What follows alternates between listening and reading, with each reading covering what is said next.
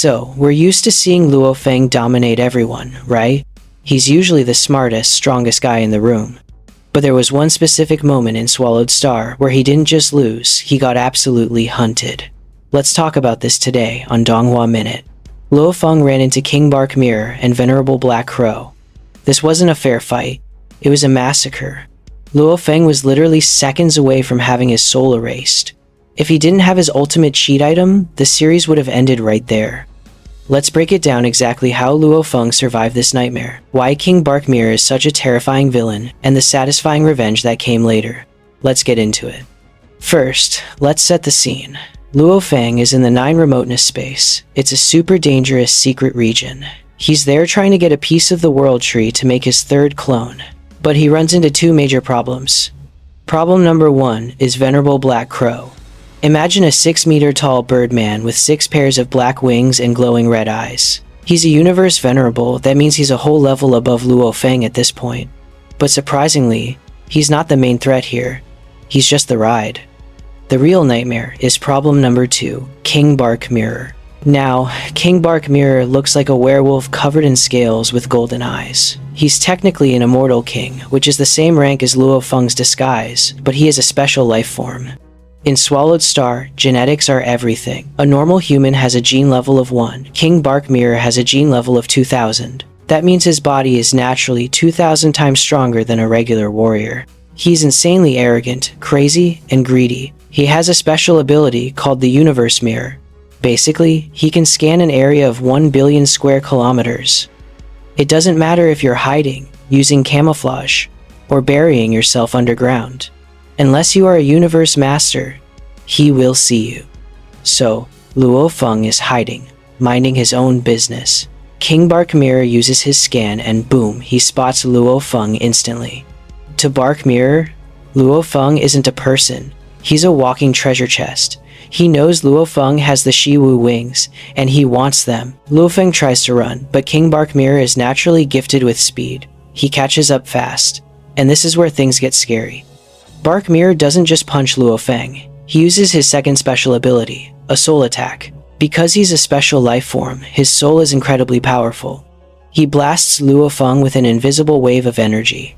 In the novel, this is described as a total blackout. Luo Feng's consciousness almost shatters. He's about to faint, and in a high-level fight, if you faint for even 1 second, you're dead. The only reason Luo Feng survives is because of the Star Tower. The core of the Tower Pearl, is inside Luo Feng's soul. When that attack hits, the Tower Pearl blocks it. Without that supreme treasure, Luo Feng would have been turned into a vegetable instantly. Luo Feng wakes up from the shock, but he realizes he's trapped. Behind him is the wolf, Bark Mirror. To the side is the crow, Black Crow, just watching and waiting to pick the bones. Luo Feng does the math. He can't fight them. He can't outrun them. So, he looks at the Nine Remoteness Whirlpool. These whirlpools are like giant blenders in space. They lead to the core of the ocean, and usually, the tearing force inside rips people to shreds. It's basically a suicide zone. Luo Feng decides, if I stay here the wolf kills me, if I jump, maybe I have a 1% chance to live. So, he dives in. King Bark Mirror stops immediately. He's crazy, but he's not stupid. He thinks Luo Feng just committed suicide to stop him from getting the treasures. Venerable Black Crow doesn't follow either. They both assume Luo Feng is dead meat. Bark Mirror is so petty that he actually spreads rumors telling everyone, hey, I'm the one who chased Luo Feng to his death. He wanted the credit for killing a genius. But, as we know, Luo Feng has plot armor. He survives the whirlpool. He actually finds the remote ocean, steals the blood, and creates his strongest body ever. He breaks through to the Immortal level and comes back out. And guess who he goes looking for? He finds King Bark Mirror again, but this time, the tables are turned. Luo Feng is now an Immortal, with a divine body that is massive. He has the star map and new techniques. The fight is brutal. Luo Feng completely dominates the guy who used to hunt him. He beats King Bark Mirror so badly that the wolf has no choice but to self-destruct. In Swallowed Star, self-destructing is a huge loss. Even though Bark Mirror gets resurrected later by his alliance, he loses everything. He loses his armor. He loses his weapons. He loses his reputation. The Northern Territory Alliance basically looks at him and says, "You're a failure," and refuses to give him more resources. He goes from being a top-tier genius to a rejected loser, all because he messed with Luo Feng. So, what's the takeaway here? This arc showed that Luo Feng isn't invincible just because he's the main character. He survived because he had the best gear and the guts to jump into a death trap when he had no other choice. It also teaches a valuable lesson.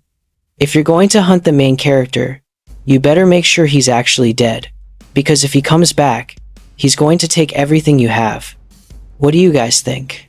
If you were in Luo Feng's shoes, would you have jumped into the whirlpool, or would you have tried to fight the wolf and died with glory? Let me know in the comments. Thanks for watching Donghua Minute, and I'll see you in the next one.